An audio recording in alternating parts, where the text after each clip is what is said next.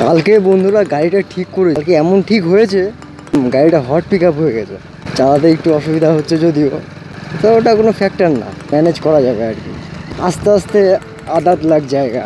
আজকে রবিবার, আজকে ভাবলাম আশেপাশে কোথাও কাজ সেরে নেই আর কি, কাছে কাছে। আজকে বেশি দূর যাবো না, আজকে আমি মাঠ দিয়ে যাবো অফ রোড। গাড়ি কিন্তু বারবার ইঞ্জিন স্টার্ট মানে অফ হয়ে যাচ্ছে, আবার স্টার্ট নিচ্ছে। আজকে অফ রোড দিয়ে গাড়ি চালাতে হবে গাইস। এটা দিয়ে যাওয়া যাবে না তো, এটা দিয়ে যাওয়াটা মুশকিল। এটা দিয়ে যাওয়া যাবে?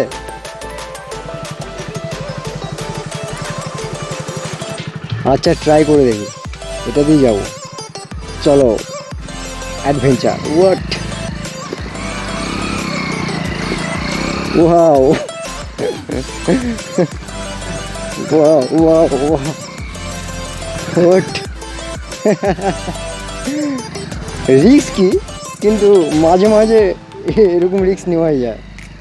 আর কি আগে জিতে এখন মনে হচ্ছে আমার। আমি তো ভাবতে পারিনি যে এরকম ব্যাপার, যে এরকম ধান লাগিয়ে দিয়েছে। আমি প্রায় হয়ে গেল 1 মাস ধরে এই রাস্তায় আসিনি আমি। কিছুদিন পরে এগুলোতে বাড়ি হয়ে যাবে, এগুলো আর ফাঁকা থাকবে না। শর্টকাটে আমি ঘাসিপাড়া চলে আসলাম। দেখতে দেখতে গাড়ির ইঞ্জিন স্টার্ট মানে অফ হয়ে যাচ্ছে, আবার স্টার্ট হয়ে যাচ্ছে একা একাই। কিছু বলার নাই আর, গাড়ির মেকারকে ধন্যবাদ।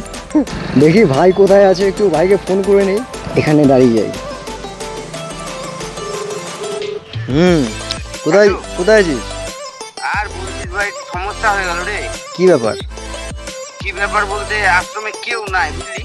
আচ্ছা, আর এখন মানে কিছুক্ষণ থাকতে হবে আর কি, চলে আসবে একটু পরে। ঠিক আছে, যাচ্ছি আমি আশ্রমে। কোনটা দিয়ে যাওয়া যাবে বলতো?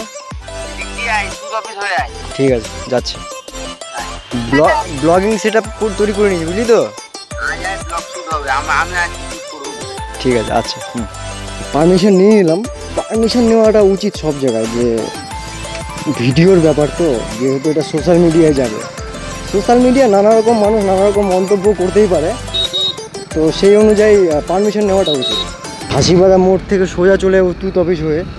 তুত অফিস থেকে ডান দিকে ঢুকে গেলাম। এটা ছিল তুত অফিস। এখানে মাটি শুকিয়ে গেছে, তাও তো যাওয়া যাচ্ছে। বৃষ্টির সময় কিন্তু এটা দিয়ে যাওয়া দুষ্কর।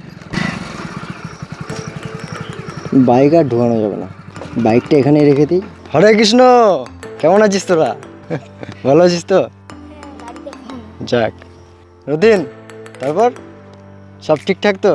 রেডি হয়ে বসে আছি। আচ্ছা আচ্ছা বন্ধুরা, আমি চলে এসেছি গাজলের শ্রী চৈতন্য অনাথ সেবাশ্রমে।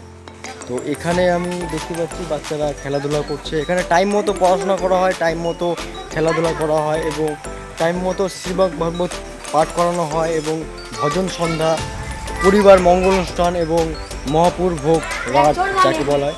এখানে প্র্যাকটিস করছে বাচ্চারা, দেখতে পাচ্ছেন এখানে প্র্যাকটিস করছে। কালকে কোনো প্রোগ্রাম আছে কি? কালকে কোনো প্রোগ্রাম আছে? ও, কে যেন নাচছিল এখানে? কে নাচছিল? তুমি নাচছিলে? তুমি নাচছিলে এখানে? কে নাচছিল কিছুক্ষণ আগে? ও, তুমি নাচছিলা? মাঝে মাঝে প্র্যাকটিস করো নাকি? ও আচ্ছা আচ্ছা, সোমবার মানে কালকে। ও আচ্ছা, বাহ, তুমি বাজাতে পারো ভালোই। বাহ, তোমার বয়স কত? তোমার নাম? হৃদয়। তুমি কি কি বাজাতে পারো? আচ্ছা, বাহ।